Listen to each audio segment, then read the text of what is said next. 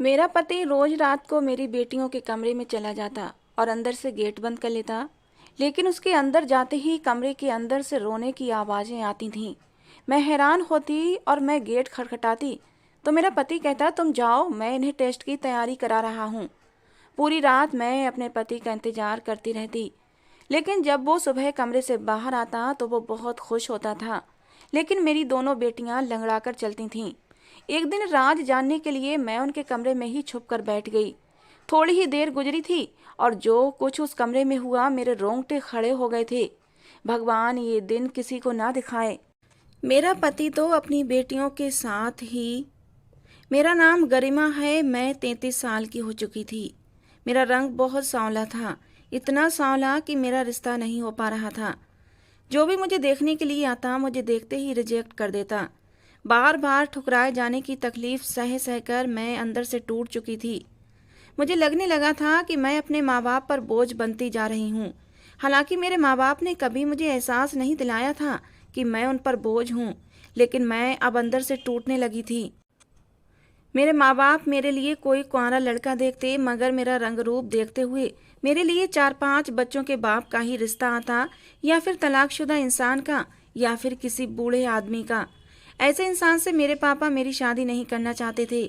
उनका कहना था, हमारी बेटी हमारे लिए बोझ नहीं है, इसलिए जब वो अच्छा रिश्ता आएगा तभी हम अपनी बेटी की शादी करेंगे। लेकिन धीरे धीरे मेरी उम्र निकलती जा रही थी और मेरे चेहरे से मेरी उम्र साफ पता चलने लगी थी। अब तो लोगों ने मेरे माँ बाप को यही समझाया कि बेटी की शादी कर दो, ज़्यादा अच्छे की तलाश में आपकी बेटी घर बैठी बैठी बूढ़ी हो जाएगी। आने वाले समय में ऐसे रिश्ते भी नहीं मिलेंगे।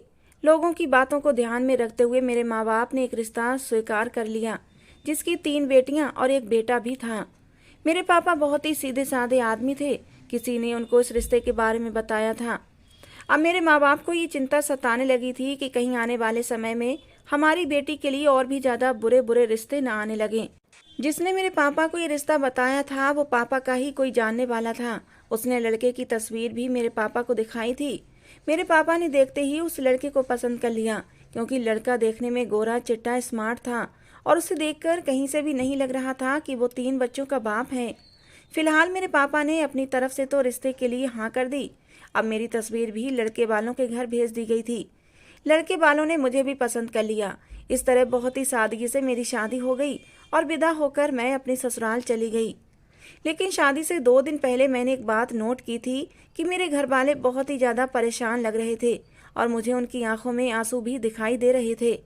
मम्मी पापा का कहना था, ससुराल जा रही हो तो हमेशा अपने घर को जोड़ कर रखना और अपने पति के घर में हर हाल में गुजारा करने की सोचना। मैं अपने घर वालों की नसीहत समझ गई थी कि वो क्या कहना चाहते हैं। जब मैं शादी करके अपनी ससुराल गई तो मैं अपने पति के बच्चों को देखा था। तीनों ही बच्चे लगभग जवान थे। मुझे बड़ी हैरानी हुई। दोनों बेटियां बहुत ही खूबसूरत थीं और लड़का बड़ा ही अजीब टाइप का था। उसने अपने कानों में ईयररिंग पहने हुए थे, जैसे आवारा टाइप के लड़के पहनते हैं। मुझे लगा शायद आजकल का ये फैशन चल रहा होगा। मेरी सास भी जिंदा थी, लेकिन एक अजीब बात यह थी, जब मेरा रिश्ता तय हुआ था सिर्फ आदमियों के बीच ये बात चली थी। जब मेरे पति की माँ जिंदा थी तो फिर वो मुझे देखने मेरे घर पर क्यों नहीं आई थी। मेरी सास देखने में बहुत ही खतरनाक लग रही थी। ऐसा लग रहा था जैसे काफ़ी झगड़ालू टाइप की औरत है। आने वाले टाइम में ये मेरा जीना मुश्किल कर देगी।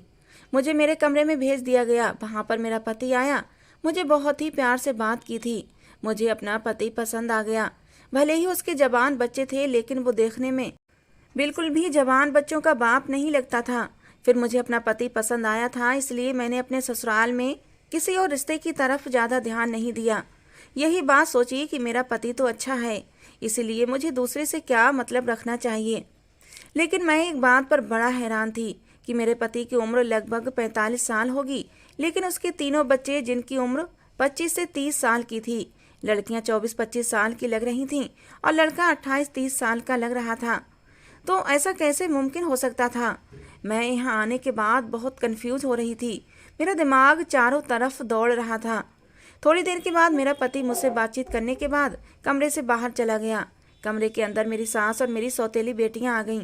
मुझे ये देखकर बड़ी हैरानी हुई थी कि मेरी सौतेली बेटियां अभी तक कुंवारी थीं और वो मुझे माँ कहकर पुकारने लगीं।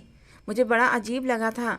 उसके बाद मेरी सास कहने लगी, चलो लड़कियों तुम कमरे से बाहर निकलो, मुझे बहू से कुछ बात करनी है। ये औरत देखने में बड़ी ही अजीब सी थी, मोटी सी और लाल लाल होंठों वाली। ऐसा लग रहा था जैसे इस औरत को पान खाने की आदत है। मुझसे कहने लगी, इस घर में तुम्हें कभी किसी चीज की परेशानी नहीं होगी। तुम इन बच्चों को देख रही हो, इनकी माँ का साया इनसे बचपन में ही छिन गया था। तभी से मेरा बेटा बहुत परेशान रहने लगा था। हम लोगों ने उसे समझाया कि तुम दूसरी शादी कर लो, तुम्हारी दूसरी शादी करने से तुम्हें कोई अच्छा हमसफर मिल जाएगा और बच्चों को माँ की ममता मिल जाएगी। अब से तुम ही इन बच्चों की माँ हो। उस औरत ने मुझे प्यार किया, ऐसे जैसे मैं उसकी बहू नहीं बेटी हूँ। मुझे खुशी हुई थी। चलो ससुराल में सब लोग अच्छे थे, लेकिन एक बात सोचने पर मजबूर हुई कि जब मेरे पति को दूसरी शादी करनी ही थी, अपने बच्चों को माँ की ममता देना चाहता था, तो जब उसकी पत्नी उसके बच्चों को छोड़कर बचपन में ही मर गई थी, तो तभी दूसरी शादी क्यों नहीं की थी। अब जबकि बच्चे खुद शादी के लायक थे, तो फिर उसने दूसरी शादी क्यों की थी। मेरा दिमाग उलझता ही जा रहा था, लेकिन मैंने सोचा धीरे धीरे मैं खुद ही अपनी ससुराल को समझ जाऊंगी। मेरी सास ने मेरे सर पर हाथ रखा और फिर वो मेरे कमरे से चली गईं। और सास के जाने के थोड़ी देर के बाद ही मेरा पति फिर से कमरे में आया था और मुझसे कहने लगा, तुम्हें मेरी बेटी और मेरा बेटा कैसा लगा? उनका तुम्हें बहुत ख्याल रखना है, साथ ही साथ मेरी माँ का भी ख्याल रखना।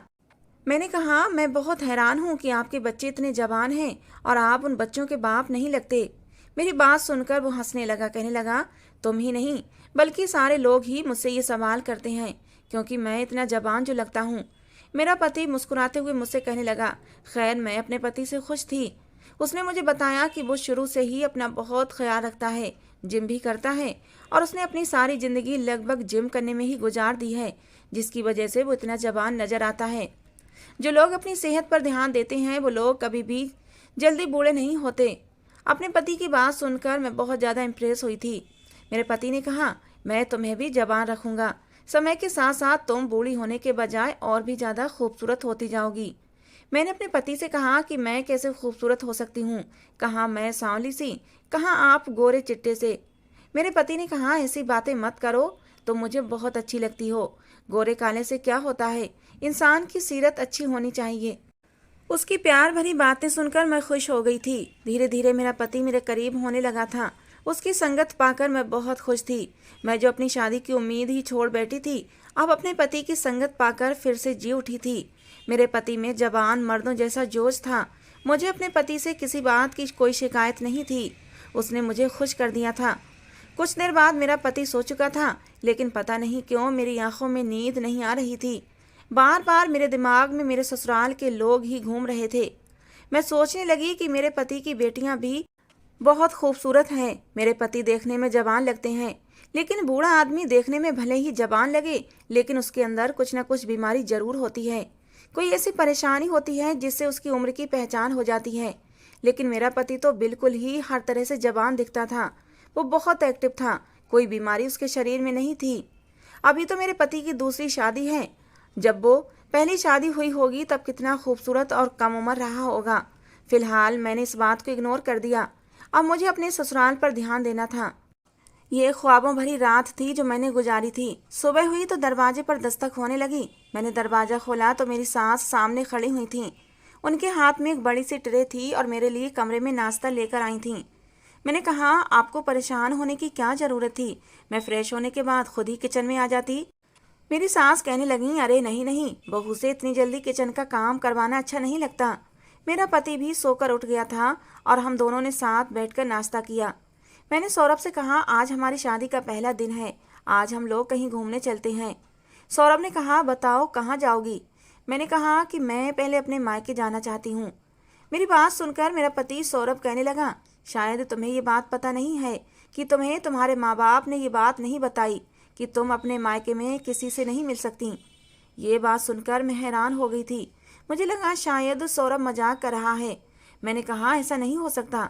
सौरभ कहने लगा, ऐसा ही है, अब तुम्हारी शादी यहाँ हो गई है, इसलिए तुम अपने किसी भी रिश्तेदार या मायके वालों से कोई कांटेक्ट नहीं रखोगी। और ये शर्त हमने शादी से पहले ही रख दी थी। अब मैं सारी बात समझ गई थी। शादी से कुछ दिन पहले मेरे घर वाले इतने परेशान क्यों थे और मुझे देखकर उनकी आंखों में आंसू क्यों आ जाते थे।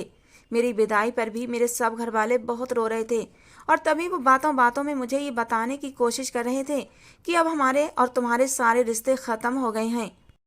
मुझे समझ नहीं आ रहा था कि ये शर्त भला क्यों रखी गई थी, और अब भला ये शर्त रखी थी तो किसने रखी थी, मेरे माँ बाप ने या फिर मेरे पति ने। मैंने जब अपने पति से सवाल किया तो उसने कहा कि मैं इसी शर्त पर तो तुमसे शादी की थी क्योंकि तुम्हारी शादी कहीं हो भी नहीं रही थी और तुम्हारे घर वालों ने आसानी से खुशी खुशी मेरी ये शर्त स्वीकार कर ली थी। ये बात सुनकर मेरे दिल को बहुत ठेस पहुंची थी। लेकिन फिर थोड़ी देर बाद सौरभ के मोबाइल पर किसी की कॉल आने लगी। वो किसी से फ़ोन पर बात करते हुए कहने लगा कि देखें, रिश्ता तय होने पर हमारी ये शर्त पहले से पक्की हो गई थी। मैं समझ गई कॉल जरूर मेरे घर से आई होगी। मैंने सौरभ के आगे खड़ी हो गई। मैंने कहा, प्लीज़ एक बार मेरे घर वालों से मेरी बात करवा दो। सौरभ ने मेरी तरफ देखते हुए कॉल पर कहा कि आज के बाद मेरे मोबाइल पर किसी की भी कॉल आनी नहीं चाहिए। अगर दोबारा फ़ोन किया तो मैं आपकी बेटी को तलाक देकर आपके घर वापस भेज दूंगा। ये कहकर उसने कॉल काट दी। मैंने कहा, आपने ऐसा क्यों किया? मैं मिलने नहीं जा सकती पर फ़ोन पर तो बात कर सकती थी। सौरभ ने कहा, तुम्हारे घर वाले भी मुझसे यही कह रहे थे कि हमारी ये शर्त थी कि शादी के बाद तुम अपने घर वालों से नहीं बल्कि किसी रिश्तेदार से नहीं मिलोगी, लेकिन आपस में फ़ोन पर बात तो कर सकते हैं ना। मैंने बहुत ही मिन्नत करते हुए कहा था। लेकिन सौरभ गुस्से से कहने लगा कि जब हर तरह का कांटेक्ट नहीं रखना तो फिर बात भी नहीं हो सकती। तुम्हारे माँ बाप ये बात कैसे भूल गए? उन्होंने मेरे इनकार करने पर कोई ऐतराज़ नहीं होना चाहिए। अगर वो लोग अपनी बेटी को खुश देखना चाहते हैं तो फिर खामोश होकर अपने घर में बैठें और तुमसे बात करने की कोशिश ना करें। यही उनके लिए भलाई है। सौरभ का ये रूप देखकर मैं डर गई थी। सौरभ ने कहा, इस घर में मेरी माँ है, मेरी बेटियाँ हैं और मेरा एक बेटा है। तुम सबके साथ रहो और उनका ख्याल रखो, यही तुम्हारी जिम्मेदारी है। अब मैंने कहा, जो एक पत्नी का फर्ज होता है मैं वो सब कुछ करने को तैयार हूँ, लेकिन एक बेटी को अपने माँ बाप से एक अलग ही लगाव होता है और उसकी जगह कोई दूसरा नहीं ले सकता। आप प्लीज़ एक बार मेरे माँ बाप से मेरी बात करवा दो। मैं आपका ये एहसान ज़िंदगी भर नहीं भूलूंगी और आज के बाद कभी उनसे बात करने की जिद भी नहीं करूंगी। आपने उनसे इस तरह से बात की है, उन लोगों का दिल दुखा होगा। सौरभ ने मेरी कोई बात नहीं सुनी और मैं रोती हुई अपने कमरे में आ गई। रो रो कर मेरा बुरा हाल हो गया था। पहले दिन ही मेरे साथ ऐसा हो गया था तो आगे मेरे साथ ये लोग क्या करेंगे। थोड़ी देर के बाद सौरभ कमरे में दोबारा आया और मुझे चुप करवाने लगा। कहने लगा, देखो तुम परेशान मत हो, मैं तुम्हारे माँ बाप से तुम्हारी बात करवा दूंगा, बल्कि तुम्हारी मुलाकात भी करवा दूंगा। लेकिन देखो अभी नहीं, सही समय आने पर सब कुछ सही हो जाएगा तो मैं तुम्हें उनसे मिलवाने के लिए ले जाऊंगा। मैंने सौरभ से कहा, लेकिन ऐसा कब होगा? उसने कहा, मैंने कहा ना, सही समय आने पर हो जाएगा और देखना मैं तुम्हें खुद लेकर जाऊंगा। बस तुम मेरे घर वालों का ख्याल रखो। मुझे किसी काम से बाहर जाना है, जरूरी काम है। ये कहकर सौरभ घर से बाहर चला गया। सौरभ के जाने के कुछ देर बाद मेरी सास मेरे पास आकर बैठ गई और मुझसे बातें करने लगीं। थोड़ी देर के बाद मेरे पति की बड़ी बेटी से कहने लगीं, जाओ तुम्हारी माँ ने रो रो कर अपना बुरा हाल कर लिया है, इसके सर में दर्द होगा, इसलिए इसके लिए एक कप चाय बना दो। मेरे पति की बड़ी बेटी चाय बनाने के लिए किचन में चली गई। उसके पीछे पीछे दूसरी भी चली गई। मैंने बहुत मना किया कि मैंने अभी नाश्ता किया है, अभी मेरा चाय पीने का मूड नहीं है, लेकिन उन्होंने ज़बरदस्ती मेरे लिए चाय बना दी और वो चाय का कप मुझे देकर कहने लगी, लो ये चाय पी लो। मैं मना करती रही क्योंकि मेरा कुछ भी खाने पीने को मन नहीं कर रहा था। फिर मैंने सोचा कि आज मेरा ससुराल में पहला दिन है। मैं नहीं चाहती थी मेरे ससुराल वाले पहले ही दिन मुझसे नाराज़ हो जाएं, इसलिए मैंने और ज़्यादा जिद नहीं की और चाय का कप ले लिया। लेकिन जैसे ही मैंने चाय का कप अपने होठों से लगाया, मुझे चाय से एक अजीब सी स्मेल आने लगी। ऐसा लगा जैसे ख़राब दूध की बनी चाय हो। मैंने कहा, चाय के अंदर से कैसी अजीब सी बू आ रही है। मेरी सास कहने लगी, नहीं बेटा, हम तुम्हें ख़राब चाय कैसे पिला सकते हैं? हो सकता है कि शायद फ्रिज में दूध खुला रह गया हो और उस दूध के अंदर फ्रिज में किसी खाने पीने की चीज़ की स्मेल बैठ गई हो। तभी मेरे पति की छोटी बेटी आ गई। कहने लगी, अगर आप हमसे प्यार करती हैं तो आपको चाय से बदबू नहीं बल्कि खुशबू आनी चाहिए। हमारे घर की चाय तो सारे मोहल्ले में मशहूर है, सब लोग हमारी चाय की तारीफ़ें करते हैं और आप कह रही हैं कि चाय के अंदर से आपको बदबू आ रही है। इतनी बातें सुनने के बाद मैंने मजबूरन चाय पी ली। चाय पी तो वाकई चाय अच्छी थी, मगर उसमें से किसी दवाई की भी स्मेल आ रही थी। सब लोग मुझे चाय पीता हुआ देखने लगे। जैसे मैं कोई चाय नहीं बल्कि दवाई पी रही हूँ। चाय का कप को ख़त्म करते ही सबने मेरी तरफ देखा, जैसे मेरे साथ क्या कुछ होने वाला हो। सब मेरे कमरे से अब चले गए थे, लेकिन मेरा सर भारी होने लगा। मैंने अपने पति की बड़ी बेटी को आवाज़ दी, जिसका नाम रीमा था। उसने मेरी आवाज़ सुन ली, लेकिन फिर भी मेरी आवाज़ सुनने के बाद भी कमरे में नहीं आई थी। मुझे ऐसा लग रहा था जैसे पूरा कमरा गोल गोल घूम रहा है। मैं बेड पर लेट गई, आंखें भी बंद कर लीं, और फिर उसके बाद मुझे नहीं पता कि मेरे साथ क्या हुआ। मेरी आंख तो उस वक्त खुली जब रात के 9 बज रहे थे। मैंने देखा कमरे में कोई भी हलचल नहीं थी, कमरे की लाइट भी बंद थी, अजीब सी खामोशी छाई हुई थी। लेकिन जैसे ही मैंने बेड से नीचे कदम रखा, अचानक मुझे कमजोरी महसूस होने लगी। मुझे चक्कर भी आने लगे। मेरे पेट के निचले हिस्से में दर्द भी होने लगा। मेरे साथ ये क्या हो रहा था? मैं सोचने की कोशिश करने लगी। मुझे याद आया मैंने सुबह 9 बजे चाय पी थी और उसके बाद ही मैं सो गई थी, और अब रात को जाकर कहीं मेरी आंख खुली थी। आखिर ऐसा क्या हो सकता है कि मैं इतनी देर तक सोती रही? आज शादी का पहला दिन था और मैंने अपनी ससुराल में सोते हुए ही गुजार दिया था। अभी मैं उठकर अपने कमरे की लाइट जलाने ही वाली थी कि मुझे खींचकर किसी इंसान ने दबोचा था। वो मुझे खींचता हुआ दूसरे कमरे में ले गया। मैंने चिल्लाने की कोशिश की, लेकिन जिस इंसान ने मुझे दबोचा था उसने मेरे मुंह पर हाथ रख दिया था। मुझे समझ नहीं आ रहा था ये कौन आदमी है जो मुझे इस तरह दबोचे हुए है। मैं हाथों के एहसास से महसूस कर सकती थी कि ये हाथ मर्द के हैं। मैं जान सकती थी कि ये हाथ मेरे पति के नहीं थे।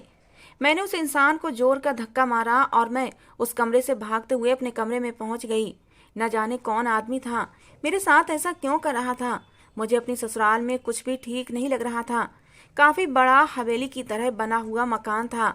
मैं अपने कमरे के अलावा घर को पूरी तरह देखा भी नहीं था। मुझे अब इस घर में डर लगने लगा था। मैं अपने कमरे में आ गई, क्योंकि मुझे अपने कमरे की अच्छी तरह पहचान हो गई थी, और उसके बाद मुझे किचन का रास्ता मालूम था। बाथरूम मेरे कमरे में ही अटैच था कि तभी मेरे कमरे में किसी के आने की आहट हुई थी। मैंने देखा सौरभ सामने खड़ा मुस्कुरा रहा था। उसने मेरी तरफ देखा और कहने लगा, क्या हुआ, तुम्हें इतनी डरी हुई क्यों हो? मैंने कहा, आप कहाँ गए थे? मैं बहुत ज़्यादा डर गई थी।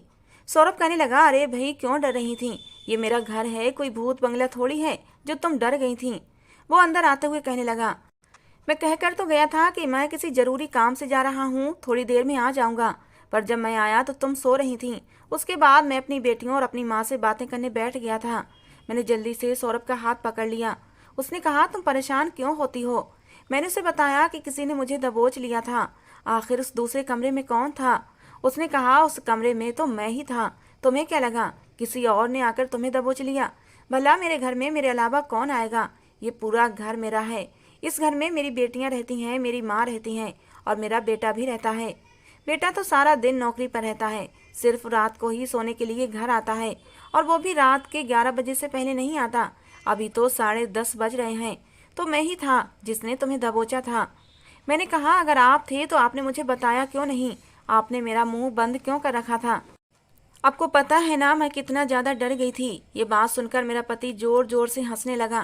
कहने लगा, मैं तुम्हें डराना ही तो चाहता था। मैं देखना चाहता था तुम कितनी बहादुर हो, लेकिन तुम तो बड़ी ही डरपोक निकली। खैर, मैंने सौरभ की बात पर विश्वास कर लिया था कि जरूर सौरभ ने ही मेरे साथ मजाक किया होगा। फिर सौरभ कहने लगा, अच्छा उठो, खाना खा लो। मैंने कहा, मेरा कुछ भी खाने को मन नहीं कर रहा। हाँ, मेरे सर में दर्द हो रहा है। मुझे ऐसा लग रहा है जैसे मेरे शरीर में बहुत कमजोरी है। सौरभ ने कहा, चलो ठीक है, मैं तुम्हारे लिए चाय बनवा कर लाता हूँ। चाय पीने से तुम्हारे सर का दर्द ठीक हो जाएगा। मैंने कहा, नहीं नहीं, मैं इतनी ज़्यादा चाय नहीं पीती, मेरा चाय पीने का मन नहीं है। सौरभ कहने लगा, चलो ठीक है, मैं तुम्हारे लिए जूस बनवा देता हूँ, इससे तुम्हारी कमजोरी दूर हो जाएगी। लेकिन जूस के लिए भी मैंने मना कर दिया। मैंने कहा, मुझे कुछ भी नहीं पीना।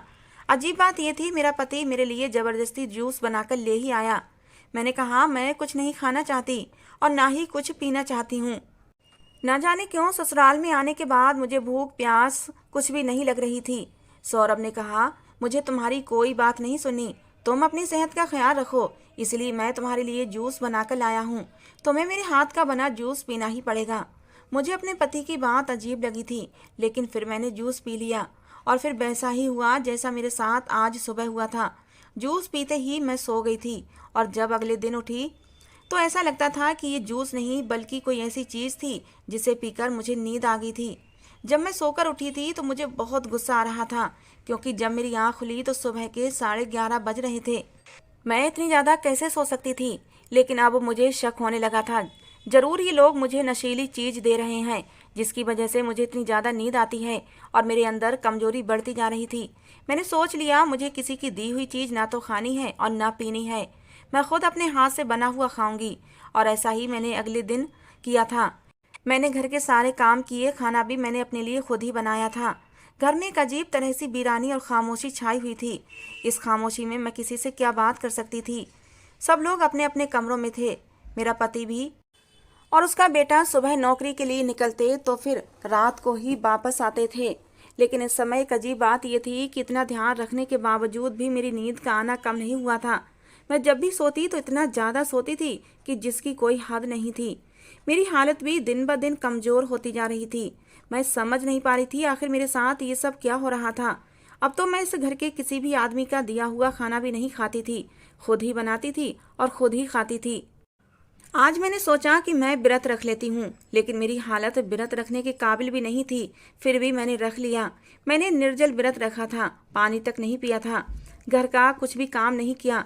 अजीब बात तो ये थी, आज मुझे नींद भी नहीं आई थी और मुझे किसी ने तंग भी नहीं किया था। और फिर एक ऐसी बात मेरे सामने आई जिसने मेरे होश उड़ा दिए। मैं अपने पति के आने का इंतजार कर रही थी, क्योंकि आज मैं जाग रही थी। वरना जब भी सौरभ काम से घर आते तो मुझे पता ही नहीं चलता था कि वो कब आया और घर में आने के बाद उसने क्या किया। मैंने व्रत खोलने की तैयारी की। अपने पति के आने से पहले मैंने अच्छे से कपड़े पहन लिए थे। तैयार होकर मैं दरवाजे पर खड़ी सौरभ का इंतजार कर रही थी कि तभी अचानक से मुझे किसी काम की याद आ गई और मैं वापस अपने कमरे में चली गई। इतनी देर में मेरे पति के घर आते ही उसकी दोनों बेटियों ने और माँ ने उसे घेर लिया और उसे दूसरे कमरे में ले गईं। मैं हैरान थी, वो मुझसे बात करने की बजाय अपनी बेटियों के कमरे में क्यों चला गया। मैं उसकी बेटियों के कमरे के दरवाजे के पास जाकर खड़ी हो गई। कमरे के अंदर मेरा पति अपनी बेटियों और अपनी माँ के साथ था। मैंने दरवाजे को बजाना शुरू कर दिया, पर दरवाज़ा नहीं खुला। कुछ देर तक मैं दरवाज़ा बजाती रही। मेरा पति गुस्से से दरवाज़ा खोलते हुए बाहर निकला। उसकी आंखों में गुस्सा झलक रहा था। मुझे देखते ही कहने लगा, पागल हो गई हो क्या? इतनी जोर जोर से दरवाज़ा क्यों बजा रही हो? मैंने तुम्हें मना किया था कि तुम अपने कमरे से ज़्यादा बाहर मत निकला करो। तुम यहाँ क्या कर रही हो? मैंने सौरभ से कहा कि ये घर मेरा भी है, मैं इस घर के कमरे के अंदर ही क्यों रहूं? सौरभ कहने लगा, बकवास बंद करो और अपने कमरे में जाओ। मैंने कहा, मुझे भी आप लोगों के साथ कमरे में बैठकर बातें करनी हैं। सौरभ ने कहा, ये कमरा मेरी बेटियों का है और इस टाइम मैं अपनी माँ और बेटियों के साथ रहता हूँ। उसने मुझे धक्का मारते हुए कहा कि जाओ अपने कमरे में, जब तुमसे बात करने का टाइम आएगा तो तुमसे बात करने तुम्हारे कमरे में आ जाऊंगा। मुझे बड़ी हैरानी हुई थी कि सौरभ को अपनी बेटी और माँ से बात करने के लिए सिर्फ रात का टाइम ही मिला था। मैं बाहर खड़ी हो गई और मेरे पति ने मेरे मुंह पर दरवाज़ा बंद कर लिया और अंदर से धीरे धीरे बोलने की आवाज़ें आने लगीं। दरवाजे पर कान लगाकर मैंने उन लोगों की बातें सुनने की कोशिश की, लेकिन मेरी कोई भी बात समझ नहीं आ रही थी। फिर मैंने खिड़की खोलने की कोशिश की। खिड़की को हल्का सा धक्का दिया तो खिड़की का दरवाज़ा थोड़ा सा खुल गया था और मुझे अंदर का साफ दिखाई दे रहा था। मैंने देखा अंदर लगभग 7 लोग मौजूद थे। मेरे पति के 3 बच्चे, बेटा और 2 बेटियां थीं। एक औरत जो कि मोटी थी, उसको तो मैं दूर से ही पहचान सकती थी, वो मेरी सास थी, और एक मेरा पति। लेकिन हमारे घर में तो सिर्फ 5 लोग थे, लेकिन उनके अलावा ये 2 लोग और कौन थे? मैं उन्हें पहचानने की कोशिश कर रही थी, लेकिन मुझे समझ नहीं आ रहा था कि आखिर इस घर में चल क्या रहा है। मैंने देखा एक लड़का सौरभ को पैसे दे रहा था, लेकिन मुझे उस लड़के का चेहरा दिखाई नहीं दे रहा था।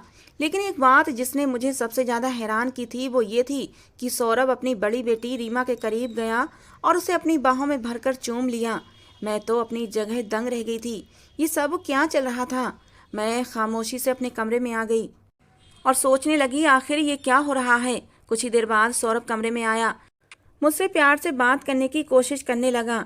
लेकिन एक अजीब बात यह थी कि उसके हाथ में कॉफ़ी का कप था जो वो मुझे पिलाना चाहता था। सौरभ ने कहा, ये लो कॉफ़ी पी लो, तुम्हारा मूड ठीक हो जाएगा। मैंने कहा, मुझे नहीं पीनी। मेरा पति मेरा हाथ पकड़कर कहने लगा, मुझे माफ़ कर दो, मैं तुमसे इस तरह बात नहीं करना चाहता था। मैंने अपने पति से कहा कि मैं गुस्सा नहीं हूँ, मैंने खुद को नॉर्मल ही रखा था। मैंने ये भी नहीं बताया कि कमरे के अंदर मैंने क्या देखा था। मैं खामोश बैठी रही, लेकिन सौरभ मुझे कॉफ़ी पिलाने की जिद करने लगा। मैंने कहा कि मैं कॉफ़ी और चाय का ये क्या मामला है? मैं सब कुछ अपनी मर्जी से खाती पीती हूँ, लेकिन इस घर में ज़बरदस्ती मुझे ये सब कुछ क्यों पिलाया जाता है? कहीं ऐसा तो नहीं कि कॉफ़ी में कुछ ऐसा मिला हो जिससे आप मुझे बेहोश करना चाहते हो या फिर मुझे मारना चाहते हो? सौरभ ने कहा, तुम पागल हो गई हो। मुझे तो तुम्हारी चिंता है, इसीलिए मैं तुम्हारे लिए कॉफ़ी लेकर आया था। भला मैं तुम्हें बेहोश क्यों करूँगा? तुम अपना दिमाग कुछ ज़्यादा ही चलाने लगी हो। अपना दिमाग कम चलाओ और घर के कामों पर ध्यान लगाओ। तुम दिन भर फ्री बैठी रहती हो, इसलिए तुम्हारे दिमाग में उल्टे सीधे ख्याल आने लगे हैं। मेरा पति मुझे धमकाने के लिए मुझ पर गुस्सा करने लगा, लेकिन फिर अगले ही पल उसका मूड बदल गया और मुझे प्यार से कहने लगा, तुम मुझे गुस्सा करने पर मजबूर करती हो। हालांकि मैं तुमसे बहुत प्यार करता हूँ, इसीलिए तो मैं तुम्हारे लिए कॉफ़ी लाया था कि इसे पियोगी तो तुम्हारा मूड फ्रेश हो जाएगा। लेकिन देखो, तुमने मुझे नाराज़ कर दिया। अब मैं तुमसे बात नहीं करूँगा। अपने पति की इतनी प्यारी बात सुनकर मेरा दिल नरम हो गया और मैंने उसके हाथ से कॉफ़ी का मग ले लिया। मैंने कहा, परेशान मत हो, मैं ये कॉफ़ी पी लेती हूँ। मेरी बात सुनकर सौरभ खुश हो गया, लेकिन ये मेरी सबसे बड़ी गलती हुई थी। मैंने जैसे ही कॉफ़ी पी, उसके बाद मुझे अजीब सा नशा चढ़ने लगा था और मैं बेहोश हो गई। उसके बाद मेरे साथ वही हुआ जैसा हर बार होता आया था। मैं अपने पति की बातों में आ गई थी, लेकिन मैं समझ जरूर गई थी कि कुछ न कुछ गड़बड़ जरूर थी। सुबह मेरी आंख 10 बजे खुली थी और मेरे पेट के निचले हिस्से में दर्द भी हो रहा था। मेरा सर भी भारी हो रहा था। मैं सोकर उठी तब तक सौरभ काम पर जा चुका था। मेरी सास ने घर के सारे काम करने के लिए कहा। कहने लगी, अब शादी को काफ़ी दिन हो गए हैं, मैं चाहती हूँ अब तुम घर की सारी जिम्मेदारी संभाल लो। मुझे घर के काम करने में कोई ऐतराज़ नहीं था, इसलिए मैं सब कुछ करने लगी। मेरे पति की बेटियां जवान थीं, लेकिन वो घर के किसी काम को हाथ नहीं लगाती थीं और मेरी सास भी तख्त पर बैठी पान खाती रहती थीं और उनकी नज़र मुझ पर ही जमी रहती। मुझे ये औरत शुरू से ही बड़ी अजीब लगती थी। उसे देखकर कहीं से भी नहीं लगता था कि ये मेरे पति की माँ है। एक दिन मैं कपड़े धो रही थी, मैंने देखा मेरे पति का बेटा मुझे बड़ी अजीब सी नज़रों से देख रहा था। मुझे अजीब लगा, इसलिए मैंने साड़ी को अपने आसपास अच्छे से लपेट लिया। थोड़ी देर बाद मैं किचन में खाना बना रही थी और मुझे एहसास हुआ जैसे किसी का हाथ मेरी कमर पर है। मैं घबराकर जैसे ही पलटी तो मैंने देखा मेरे पति का बेटा खड़ा हुआ था। मुझे इस तरह देखने पर वो कुछ घबरा गया, उसके चेहरे का रंग उड़ गया। मैंने कहा, तुम्हें क्या चाहिए और ये क्या हरकत कर रहे हो? वो कहने लगा, माँ मुझे कुछ भी नहीं करना, बस मुझे पानी पीना था, इसलिए मैं किचन में आया था, मैं जा रहा हूँ। ये कहकर वो किचन से चला गया, लेकिन मेरा शरीर बुरी तरह काँप रहा था। ना जाने इस घर का माहौल कैसा था। मेरे पति की बेटियां भी बड़ी अजीब सी कपड़े पहनती थीं, ऐसा लगता जैसे कोई हीरोइन है। एक दिन दरवाजे पर दूध वाला आया तो मैं दूध लेने दरवाजे पर चली गई। जैसे ही दरवाजे पर गई तो गली में 2 औरतें खड़ी थीं। मुझे देखकर आपस में बातें करने लगीं। दूध वाला तो दूध देकर चला गया था, लेकिन वो औरतें अब भी मुझे देख रही थीं और मेरे करीब आकर कहने लगीं, हमने तुम्हें पहले नहीं देखा इस घर में, क्या तुम यहाँ पर नई आई हो? मैंने कहा, आपका क्या मतलब है कि मैं नई आई हूँ? मैं इस घर की बहू हूँ। मेरी बात सुनकर वो औरतें एक दूसरे को देखने लगीं और उनमें से एक औरत हंसकर कहने लगी, अरे बहू, इस घर में ना जाने कितनी बहुएं अब तक आ चुकी हैं। उसकी ये बात सुनकर इससे पहले कि मैं उस औरत से कोई सवाल करती, इतनी देर में मेरे पीछे से मेरा हाथ किसी ने पकड़ा और मुझे अंदर खींच लिया। मैंने देखा मेरी सास ने मुझे अंदर खींचा था। मेरे हाथ से दूध का बर्तन गिरते गिरते बचा था, जबकि थोड़ा सा दूध तो फर्श पर गिर भी गया था। मेरी सास ने जल्दी से दरवाजा बंद किया और कुंडी लगा दी। मुझे घूरते हुए कहने लगी, मेरे बेटे ने तुझे कितनी बार मना किया है कि ज़्यादा इधर उधर ताका झांकी करने की ज़रूरत नहीं है। अगर ये बात सौरभ को पता चल गई कि तू दरवाजे पर खड़ी मोहल्ले की औरतों से बातें कर रही थी, तो तू नहीं जानती वो तेरा क्या हाल करेगा। मैंने कहा, मैंने ऐसा भी क्या गलत कर दिया? दूध वाला बहुत देर से दरवाजे को बजा रहा था, किसी की आवाज़ नहीं आई, इसलिए मैं ही दूध का बर्तन लेकर चली गई। और आप मुझसे ये किस तरह की बातें कर रही हैं? मैंने कोई पाप तो नहीं कर दिया, वो मोहल्ले की औरतें ही तो थीं। उस दिन मेरी सास ने बहुत हंगामा किया था। अब मुझे उन लोगों पर शक होने लगा था। मैं सोच में पड़ गई थी कि वो मोहल्ले वाली औरतें मुझे क्या कहना चाहती थीं। अब मुझे इस घर का राज वो मोहल्ले की औरतें ही बता सकती थीं। मैंने एक औरत से बातचीत करने की कोशिश की। एक दिन मैं बहाने से छत पर चली गई। उस टाइम घर के सारे लोग सो रहे होते थे। छत पर जाने के बाद घर के सामने वाली छत पर पत्थर उठाकर मारने लगी थी कि कोई बाहर आए और मैं मौका देखकर उससे बात करूं। मेरे पत्थर मारने पर एक औरत खिड़की पर झांकने लगी। मैंने उसे आवाज़ लगा दी। बहाने से औरत को छत पर बुला लिया। वो औरत अपनी छत पर आ गई। हमारे घर की छतें आमने सामने थीं। मैंने उस औरत से कहा कि आज तुम गली में खड़ी मेरे बारे में क्या बातें कर रही थीं और मुझे कुछ बताने की कोशिश भी कर रही थीं। मैं इस घर के बारे में सब कुछ जानना चाहती हूँ। प्लीज़ मुझे सब कुछ बता दो। मैं यहाँ बहुत परेशान हूँ।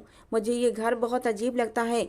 उस औरत ने कहा, हाँ मैं तुम्हें सब कुछ बता दूंगी, लेकिन इस मामले में मेरा नाम नहीं आना चाहिए। मैंने कहा, ठीक है, तुम्हारा नाम नहीं आएगा। उस औरत ने बताया, जिस घर में तुम रहती हो ये कोई घर नहीं और ना ही तुम्हारा ससुराल है। जो आदमी इस घर में रहता है वो तुम्हारा पति भी नहीं, बल्कि ये लोग आपस में ही इस घर के फैमिली मेंबर नहीं है। ये घर नहीं, एक कोठा है। उसमें जो औरत रहती है वो एक बाई है, और जो दो जवान लड़कियां हैं वो भी इस घर में लाई गई हैं, लड़कियां हैं। ये औरत लड़कियों को लाती है। तुम्हारे पति का भी यही काम है। वो लड़कियों से या तो शादी के बहाने उन्हें इस घर में लेकर आता है या फिर उन्हें किडनैप करके लाता है। इस बार तुम यहाँ आई हो।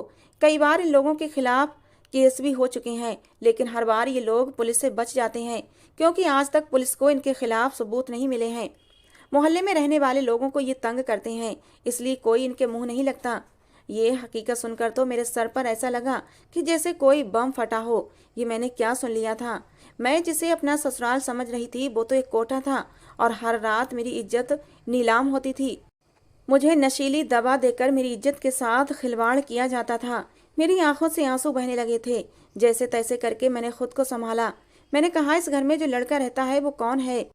उस औरत ने बताया, जो लड़का रहता है वो तुम्हारे पति का बेटा नहीं, बल्कि वो बाई का बेटा है, और उसका भी यही काम है। वो लड़कियों पर नजर रखता है। जो लड़की घर में रहती है कि कहीं वो भाग न जाए। यहाँ पर हर एक महीने नई लड़की को लाया जाता है। मैंने कहा, यहाँ पर लड़कियों को लाने के बाद क्या किया जाता है? हालांकि मुझे पता था यहाँ पर लड़कियों और औरतों के साथ क्या होता है, लेकिन फिर भी थोड़ी सी आस बची हुई थी कि शायद मेरी इज्जत सही सलामत हो, मेरे साथ ये घिनौना पाप ना किया गया हो। उस औरत ने बताया, तुम पागल तो नहीं हो? तुम्हारे साथ क्या हो रहा है तुम्हें नहीं पता? मैंने कहा, मुझे नहीं पता। उसने कहा, यहाँ पर जो भी लड़की आती है उसके शरीर को बेचा जाता है। ये सुनकर तो मेरे पैरों तले से जमीन निकल गई थी। उस औरत ने बताया, ये लोग बहुत खतरनाक लोग हैं। ये लोगों के सामने सीधे बनते हैं, लेकिन उनकी हकीकत हम लोग जान चुके हैं, क्योंकि हम इनके पड़ोस में ही रहते हैं। यहाँ पर लाने वाली लड़कियों को बेहोश कर दिया जाता है और उनकी कीमत लगाई जाती है। वो लड़की जब तक बेहोश रहती है उसे कुछ पता नहीं चलता उसके साथ रात भर क्या होता रहा है।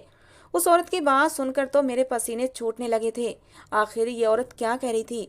उस औरत ने मुझसे कहा, तुम मुझे भली लगती हो, इसलिए तुमसे कह रही हूँ, जितनी जल्दी हो सके यहाँ से भाग जाओ, वरना ये लोग तुम्हें कहीं का नहीं छोड़ेंगे। उस औरत की बात सुनकर मैं रोने लगी थी। मेरी इज्जत तो न जाने कब की तार तार हो चुकी थी। मेरी शादी को 8 दिन हो गए थे और इन 8 दिनों में मैं 8 घंटे भी सही से जागी नहीं थी। हर वक्त सोती रहती थी, और इसका मतलब सोते हुए मेरी इज्जत तार तार हो रही थी। ये लोग तो अपना धंधा चला रहे थे। वो औरत अपने घर चली गई और मैं सोचती रह गई कि मैं क्या करूं। मैंने सोच लिया था मैं अब ये सब कुछ और नहीं सहूंगी। मैं अपने कमरे में चली आई। मैंने अपने पति का फोन उठाया और पुलिस को कॉल लगा दी। पुलिस को मैंने सारी बात बता दी। मुझे पता था मेरे साथ इतने दिनों से जो कुछ हो रहा है उस हिसाब से ये लोग अगले दिन भी मेरे साथ वही सब कुछ करेंगे। मैं उन लोगों को रंगे हाथों पकड़वाना चाहती थी। इसलिए अगले दिन जैसे ही मेरे पति ने मेरे आगे जूस का गिलास रखा तो मैंने चुपचाप जूस का गिलास ले लिया और अपने पति से ऐसे रिएक्ट करने लगी जैसे मैं जूस पी रही हूँ। लेकिन सौरभ का ध्यान हटते ही मैंने उसे बेड के नीचे फेंक दिया। थोड़ी देर के बाद मैं सोने का नाटक करने लगी। मैंने पुलिस को टाइम दे रखा था। 10 बजे के समय सौरभ घर आता था। लगभग रात के 1 बजे के बाद मेरे साथ ये सब कुछ किया जाता था। मेरे पति ने उस दिन भी किसी दूसरे आदमी से मेरी कीमत लगाई थी और मेरा पति कमरे से बाहर चला गया, लेकिन मैं जाग रही थी और सोने का नाटक कर रही थी। मुझे महसूस हुआ कोई मेरे कमरे में आया और उसने मेरे शरीर पर हाथ फेरना शुरू कर दिया। तभी हमारे घर पुलिस आ गई और पुलिस ने उन लोगों को रंगे हाथों पकड़ लिया। जो आदमी पैसे देकर मेरी इज्जत के साथ खेलने के लिए आया था उसने पुलिस को सारी सच्चाई बता दी कि आज रात के लिए इस आदमी ने मेरी कीमत इन लोगों को दी है। अब पुलिस के पास और उन लोगों के खिलाफ सबूत इकट्ठे हो चुके थे। मैंने भी अपनी गवाही पुलिस को दे दी थी। उन लोगों को रातों रात गिरफ्तार कर लिया गया था। मैं अपने माँ बाप के घर आ गई। अब मैं अपने माँ बाप को ये सब बताया तो वो शर्मिंदा हुए थे। मेरे माँ बाप ने कहा कि हमें तो उसी दिन शक हो गया था जिस दिन लड़के ने हमसे शर्त रखी थी कि आज के बाद आप लोग अपनी बेटी से कोई भी बात नहीं करेंगे। खैर वो लोग गिरफ्तार हो चुके थे। मैं अपने माँ बाप के घर आ गई थी। अदालत के जरिए मैंने तलाक भी ले ली। मैंने आज तक शादी नहीं की। मेरी उम्र अब 35 साल हो चुकी है और शादी मैं करना भी नहीं चाहती, क्योंकि शादी के नाम से मुझे डर लगता है। मैं अपने माँ बाप के घर पर रहकर ही उनकी सेवा कर रही हूँ, क्योंकि मेरे माँ बाप बूढ़े हो चुके हैं। मैं पढ़ी लिखी थी, नौकरी करके अपना और अपने माँ बाप का पेट पाल रही हूँ। इस घिनौनी जिंदगी से अच्छा मुझे अपनी ये जिंदगी ज़्यादा पसंद है। आप लोग ही बताएं, क्या शादी न करने का फैसला मेरा सही है या गलत? अपनी राय कमेंट बॉक्स में ज़रूर देना। दोस्तों, कहानी पसंद आई हो तो प्लीज़ लाइक कर देना। रोज़ एक नई कहानी सुनने के लिए हमारे चैनल को भी सब्सक्राइब कर लेना।